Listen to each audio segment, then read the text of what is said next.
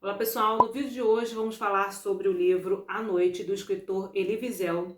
Elie Wiesel ele foi vencedor do Prêmio Nobel da Paz, ele ganhou o prêmio em 1986 e ele venceu pelo conjunto da obra dele. Ele tem mais de 50 livros publicados e também por resgatar a memória do Holocausto e também por defender outros grupos que eram vítimas de perseguição. E além de escritor, ele também foi jornalista, ativista político e professor. Esse livro é considerado um dos mais importantes testemunhos sobre a vida nos campos de concentração. Era um livro que eu tinha muita vontade de ler, mas já estava há um bom tempo esgotado. E recentemente a Sextante ela lançou essa nova edição. E assim que eu soube do lançamento, eu quis logo adquirir o meu exemplar, ler e compartilhar com vocês como que foi a minha experiência de leitura. Mas antes de começarmos, peço para que vocês não se esqueçam de curtir o vídeo, porque assim vocês ajudam na divulgação do canal e também entregar o conteúdo a mais pessoas. E se você é novo por aqui, não deixe de se inscrever e ativar as notificações para receber dicas de livros, além de não perder o que vem na programação do canal. E nos recados, vamos falar sobre A Noite. Elie Wiesel ele foi um sobrevivente do Holocausto e o livro A Noite é um livro de memórias. E aqui a gente tem um relato íntimo e doloroso sobre as experiências dele nos campos de concentração. E aqui ele vai narrar os horrores que ele vivenciou e também que ele testemunhou durante o nazismo. Ele nasceu em 1928 numa cidade bem pequena chamada Sighet, que fica na Romênia. Em 1963 ele se tornou cidadão americano e faleceu em 2016 nos Estados Unidos. E ele cresceu numa família muito religiosa. Ele e a família eram judeus e eles seguiam ali rigorosamente a tradição judaica. O pai dele era um homem muito culto, ele era dono de uma mercearia e se destacava ali na comunidade judaica, que tinha ele em alta consideração. Então as pessoas ali, elas sempre se consultavam com ele sobre diversas questões. E ele gostava muito de livros. Eu vi numa entrevista com ele, né? E ele comentava ali na entrevista que ele gostava muito de ler, que a paixão dele eram os livros. Então, quando ele podia, ele sempre dispensava qualquer atividade para poder ficar lendo. E Elie era muito devoto. Então, desde cedo, quando ele era ainda menino, ele queria estudar o misticismo judaico. Então, ele começa a estudar Cabala. Mas ele estudava escondido, porque para poder estudar Cabala tinha que ter uma determinada idade. E os materiais, eles eram entregues apenas para as pessoas que eram iniciadas, não eram ensinados publicamente. E ele consegue encontrar um professor que passa esses ensinamentos para ele, mas ele acaba estudando escondido do pai. Bom, com o avanço da Segunda Guerra Mundial, Hitler ele iniciou o extermínio sistemático dos judeus pela Europa. E os judeus eles foram perseguidos e deportados para os campos de concentração na Alemanha e na Polônia, onde aconteceram uma das maiores atrocidades humanas. E Elie, a família dele e muitos moradores de Sighet, eles foram deportados para o campo de concentração de Auschwitz, que é considerado o maior e o mais mortal dos campos. Então o pai, a mãe e a irmã mais nova de Elie morreram no Holocausto. Ele foi sobrevivente e, se eu não me engano, também duas irmãs dele também sobreviveram e eles acabaram se reencontrando na França. Porque quando o campo que ele estava foi libertado, né, em abril de 1945, ele foi enviado para um orfanato na França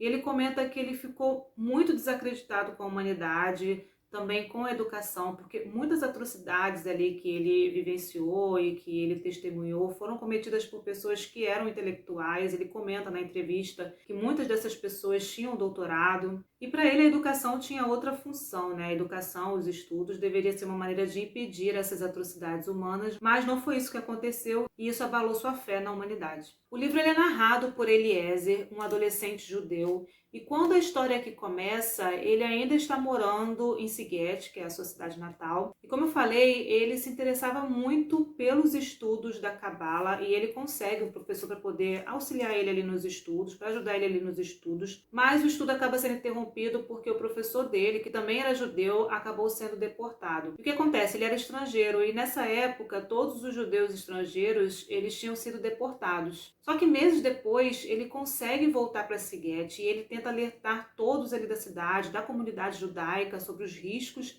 e os perigos que eles estavam correndo. E ele falava que quem pudesse sair tinha que fazer isso o quanto antes. Então aqui ele vai contar o que aconteceu com ele e o que ele presenciou. Então ele vai contar que a Gestapo, que é a polícia secreta alemã, acabou assumindo o comando do trem onde eles estavam e também junto com muitos outros judeus, né? E eles foram levados para uma floresta E quando eles chegaram lá, eles foram obrigados a cavar a sua própria cova e depois foram massacrados. Mas parece que no caso dele, o tiro pegou no pé, algo assim, e ele fingiu que estava morto e conseguiu escapar. Só que quando ele conta a história dele, ninguém ali da comunidade acredita, achava que ele tinha perdido o juízo, que ele era um lunático, porque ele saía gritando pelas ruas desesperado para que as pessoas fugissem. Então foi uma parte bem triste e angustiante aqui da história. E depois de um tempo, os nazistas eles ocupam as ruas de Sighet e uma série de restrições elas foram estabelecidas e também medidas contra os judeus elas foram ficando cada vez mais repressivas. Então as sinagogas elas foram fechadas e com isso as pessoas elas passaram a se reunir, né, ficar dentro de casa para fazer as suas orações, ou uma ia para a casa da outra. Os judeus eles também eram proibidos de deixar o seu domicílio sob pena de morte. Eles eram proibidos de ter joias ou qualquer outro objeto de valor. Tudo isso deveria ser entregue às autoridades, também sob pena de morte. Todo judeu ele deveria usar uma estrela amarela. Eles também estavam proibidos de entrar em restaurantes, cafés, viajar de trem, ir para a sinagoga. E também eles não podiam sair para a rua depois das 6 da tarde. Ou seja, eles não podiam mais viver na sua própria cidade. E a partir disso as coisas elas só foram piorando. E como ele mesmo menciona aqui, a partir disso, eles estavam seguindo o caminho para a morte. Não tinha mais lugar para os judeus ali na cidade, eles não podiam mais frequentar nenhum lugar. Então, eles foram obrigados a sair de suas casas, largar todos os seus pertences, e eles foram obrigados a viver em guetos. E 2 guetos foram criados em Sighet. E a leitura, a partir desse momento, ela vai ficando cada vez mais dolorosa, são partes difíceis de ler, são tocantes, também são partes revoltantes, porque são partes que vão falar sobre a captura, sobre a vida no campo de concentração e no campo de extermínio. Os judeus que moravam no gueto não imaginavam que estavam ali numa armadilha. A maioria dos judeus, eles foram deportados, poucos que tiveram a chance de fugir. E a gente vai acompanhar aqui o momento em que eles entram no vagão lotado, viajando dias e noites, amontoados, com sede, com fome, exaustos, até que eles desembarcam em Auschwitz. E quando eles chegam, eles passam pela primeira seleção de muitas seleções que eles vão passar ali no campo de concentração. Então, mulheres e crianças são levadas para um lado, enquanto que homens são levados para o outro lado do campo. Então, nesse momento, Eliezer e o pai, eles são separados da mãe e das irmãs, e essa é a última imagem que ele tem da mãe e da irmã mais nova,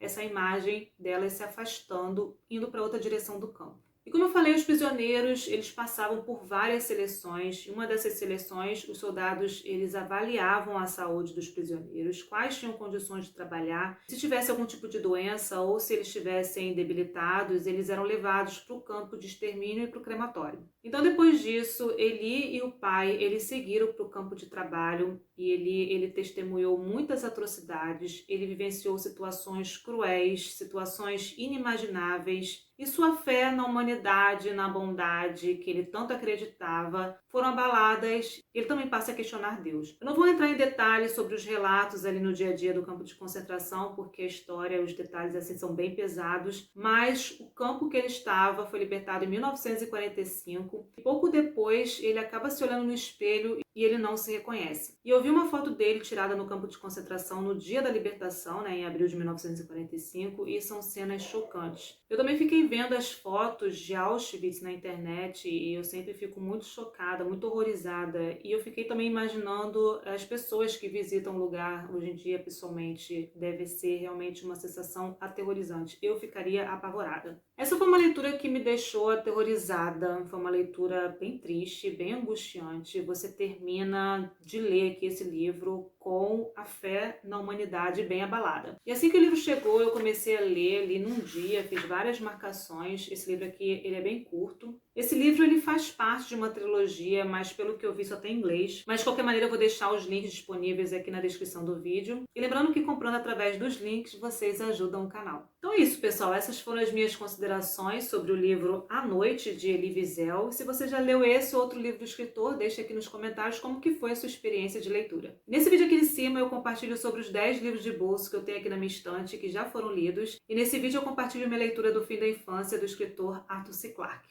Obrigada pela companhia e até o próximo vídeo.